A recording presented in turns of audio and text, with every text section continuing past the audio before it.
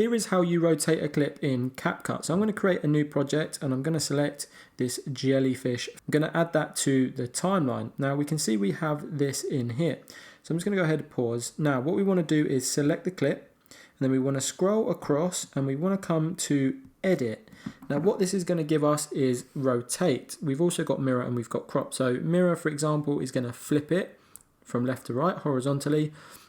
Rotate is going to rotate it 90 degrees at a time. So that's 0, 90, 180, 270 and back to normal. There is also a quicker way. If I click on the preview where we can move it, if we 2-finger tap, we can also rotate our fingers and that is going to rotate the clip. Now we've got the degree of rotation at the top, so we can simply choose what we like. So we want to leave it there, press play, and there we go. That is how you rotate a clip in CapCut.